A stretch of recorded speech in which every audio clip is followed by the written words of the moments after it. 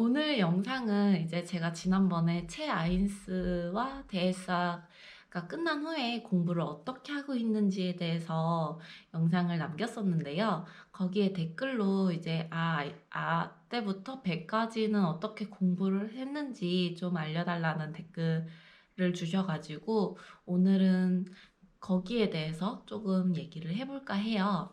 사실 지금 제가 밖에 나갔다 오고 오늘 과제도 하고 했다 보니까 어느 순간 캄캄하더라고요. 그래서 잘 시간인데 하다가 이렇게 그래도 영상은 하나 남겨보고 자는 게 낫지 않을까 해서 카메라를 켰어요.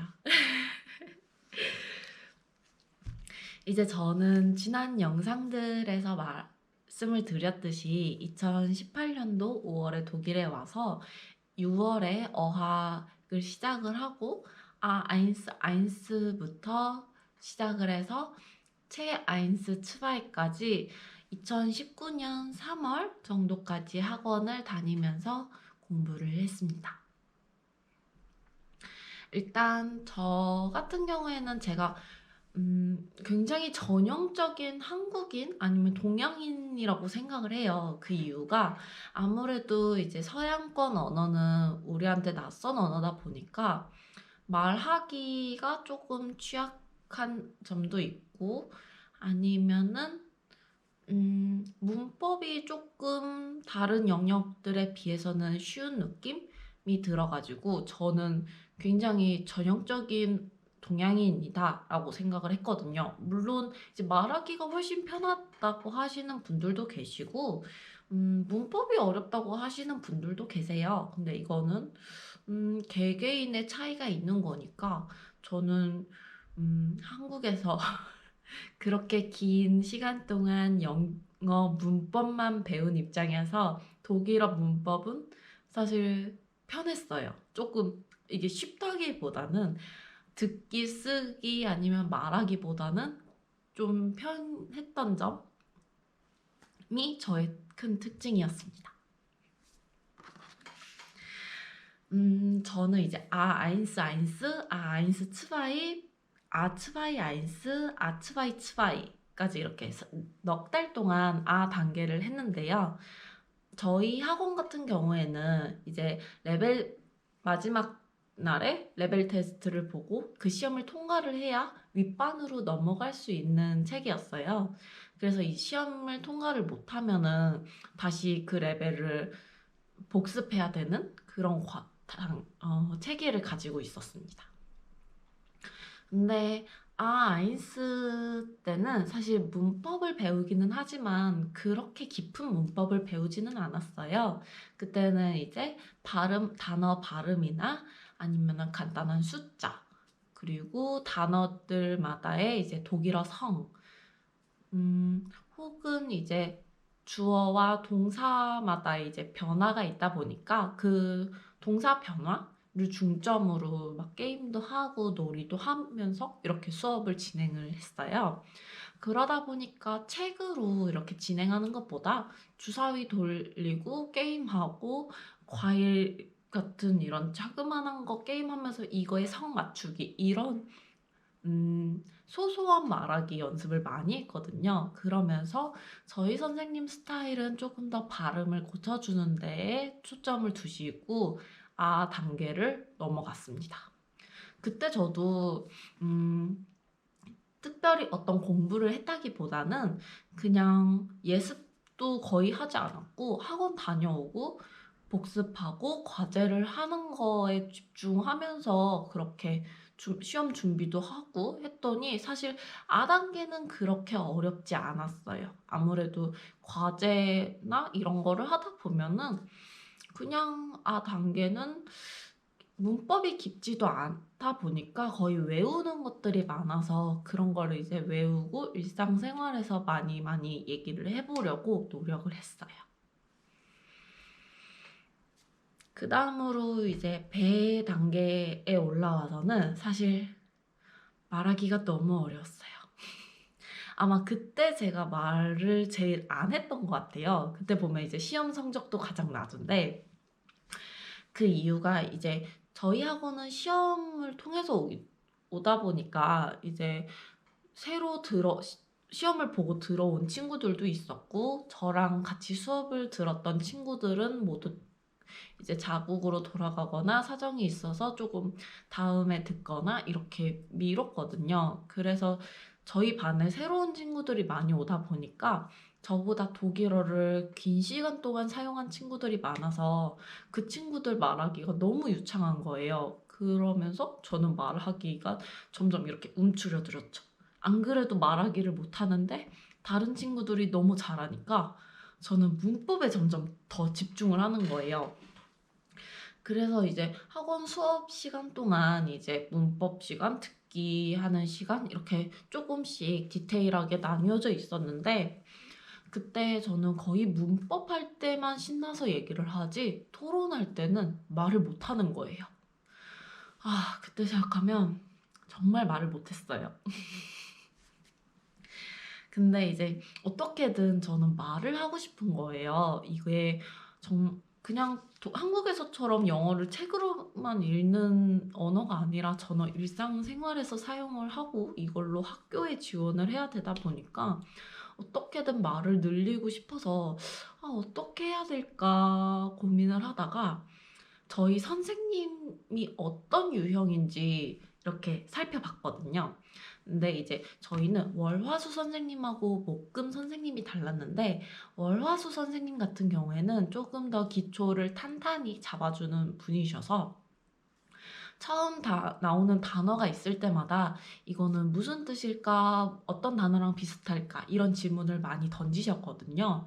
그래서 저는 그거를 이제 캐치를 하고 예습으로 수업 전에 제가 모르는 단어들, 처음 보는 단어들을 모두 표시를 해서 독일어 사전으로 그게 어떤 의미인지, 제가 이거를 독일어로 어떻게 이 단어를 설명을 할 수 있는지 비슷한 유의어까지 적어가지고 수업 준비를 했어요.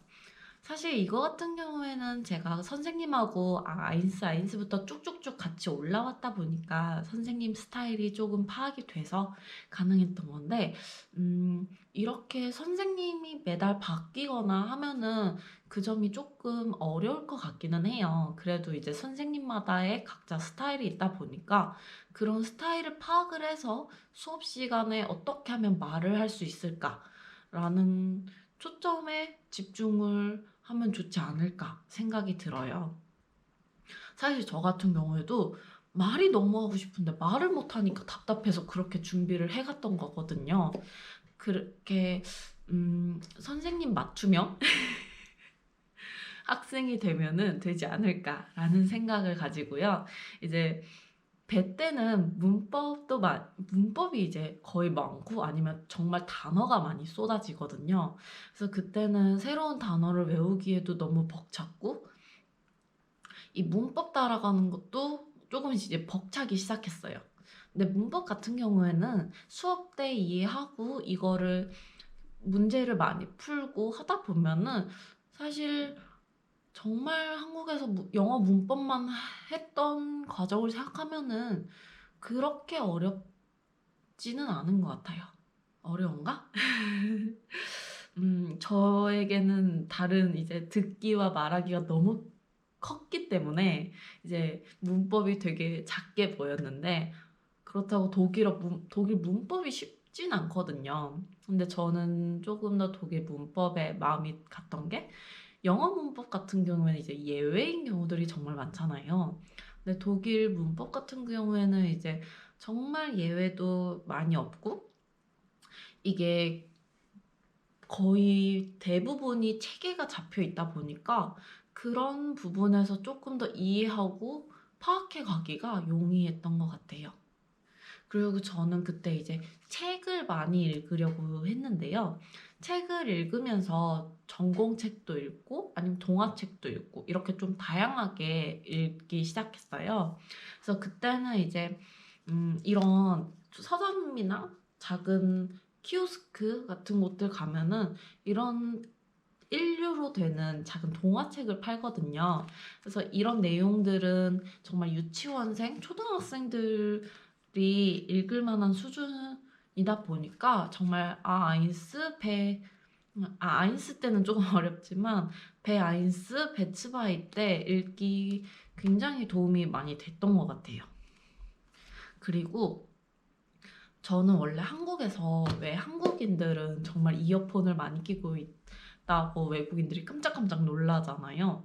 저도 그때 이제 길에서 한국에서는 이어폰을 항상 끼고 있었어요. 근데 이제 독일에 와서는 제가 독일 커뮤니티와 접할 기회가 많이 없다 보니까 독일어를 일상에서 들을 기회가 그렇게 많지가 않은 거예요. 그래서 길에서 거의 이제 아무것도 듣지 않고 다른 사람들이 무슨 얘기 하는지 이렇게 조금 더 생활 언어로서 친숙해져 가고 익숙해지려고 노력을 했습니다. 그리고 이제 최아인스로 올라가면서 이제 라디오를 듣거나 시험 문제 듣기를 많이 들었어요. 그때 이제 최아인스 같은 경우에는 문법도 정말 깊어지고 데스 하나, 테스타프 이런 시험 유형들 문제 풀기를 많이 하다 보니까 그때 이제 듣기 파일들이 제공이 되거든요. 그래서 그 파일들을 들으면서 학원에 가고 학원에서 집으로 돌아오고 이런 생활을 반복했던 것 같아요. 그리고 중요했던 점이라고 하면은 저는 한국어로 된 영상이나 노래를 거의 듣지 않았어요. 아무래도 한번 이제 한국 드라마나 영상을 보기 시작하면은 이게 쭉쭉쭉쭉 계속 보게 되고 보고 싶잖아요. 근데 저는 제가 언어 영역이 굉장히 취약하다는 걸 알다 보니까 최대한 정말 한국어는 멀리하고 독일어만 계속 듣고 아침에도 독일어 라디오를 듣는 일상으로 많이 적응을 했어요. 그래서 이제 제가 아인스부터 최아인스까지 전체적으로 어떤 생활을 했는지 좀 말씀을 드리자면 저는 일단 최대한 발음 연습을 많이 했어요. 사실 지금도 발음은 교정을 많이 해야 되는데 그때는 더 심했기 때문에 저 그래서 제 과거 영상 못 봐요. 너무 독일어를 못해서. 그래서 이제 발음 연습을 많이 하고 아침에 일어나면은 꼭 라디오를 들었어요. 사실 처음에 라디오를 들어도 뭔 내용인지 모르겠는 거예요. 이게 날씨 얘기도 하고 교통 상황 얘기도 하는데 이게 계속 들으면 이해가 간대요. 근데 안 갔어요. 저는 최아인스가 될 때까지 라디오는 이해가 가지 않았어요. 근데도 저는 익숙해지려고 이렇게 많이 들으려고 노력을 했던 것 같아요. 그리고 세 번째로 저는 예습과 복습을 정말 열심히 했습니다. 정말 하루를 예습하고 학원 가고 복습하고 숙제하고 하면 하루가 끝났어요. 정말 저도 이제 친구들이랑 놀고 싶고 좀 한국인 만나서 이렇게 좀 스트레스도 풀고 싶기는 했는데 그렇게 되면은 이제 학원 하루하루 진도를 못 따라갈 게 너무 뻔했고 저는 조금 더 빠르게 확확확 이 레벨이 올라가고 싶은 마음이 있었다 보니까 이제 밖에 나가서 노는 시간이나 이렇게 한국 예능이나 드라마를 보면서 쉬는 시간보다는 정말 학원 가기 전에 예습하면서 오늘은 내가 어떤 말을 할 수 있을지, 그리고 오늘은 어떤 내용을 배울지에 대해서 살펴보고 학원을 다녀온 후에는 이제 학원 숙제를 하면서 복습을 동시에 하고 제가 하루 동안 취약했던 부분을 좀 더 살펴보고 그렇게 준비를 했던 것 같아요. 그래서 사실 음, 왜 사람마다 이제 이해하는 능력도 다르고 언어 능력도 다르고 모두 각자의 그 강점과 약점이 다르잖아요. 그래서 저는 최대한 제 강점은 중심으로 잡되 약점이 밀리지 않도록 노력하는 데 중심을 뒀어요.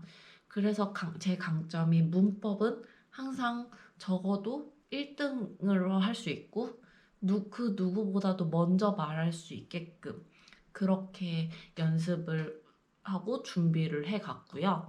그리고 약점인 말하기 같은 경우에는 '어떻게 하면 내가 단어 하나 더 말할 수 있을까?'라는 데에 쪼금 더 집중을 하고 수업 준비를 해 갔던 것 같아요. 그리고 그 사이에 이제 듣기나 쓰기는 사실 이 두 가지도 말할 거리가 정말 많은데요. 쓰기는 처음에 제가 일기를 써 보려고 했어요. 근데 사실 이 일기를 매번 선생님한테 고쳐 달라고 할 수가 없는 거예요. 그래서 쓰기는 이제 수업 시간 과제를 할 때 정말 최대한 길게 써서 선생님이 교정을 많이 해 주고 제가 그래서 뭐를 잘 틀리는지 많이 틀리는지를 살펴보려고 많이 했고요. 듣기 같은 경우에는 어 체아이스 때는 듣기가 제일 취약점이었어요. 저는 말하기도 문제였는데 듣기도 정말 문제였거든요. 근데 듣기 같은 경우에는 이제 항상 너무 힘들다가 이제 체아이스까지 모든 과정이 끝난 후에 과외를 하면서 이제 지난번 영상에서 말씀드린 것처럼 라디오를 들으면서 같이 따라 말하는 쉐도잉을 하면서 듣기를 많이 했고, 그때 이제 밖에 나가서 조깅을 하거나 운동을 하거나 할 때 라디오를 계속 듣다 보니까 이게 조금씩 그 속도에 익숙해져 가지고 시험 듣기 할 때는 조금 편하게 들을 수 있더라고요. 그렇게 저는 준비를 했던 것 같아요. 그래서 항상 저는 시험을 보면은 듣기가 가장 점수가 낮았어요. 사실 말하기 같은 경우에는 제가 어떻게든 한 문장이라도 말을 하려고 하니까 이제 선생님이 성적을 괜찮게 줬지만, 듣기 같은 경우에는 정말 시험이고 제 실력이 반영이 되는 거잖아요.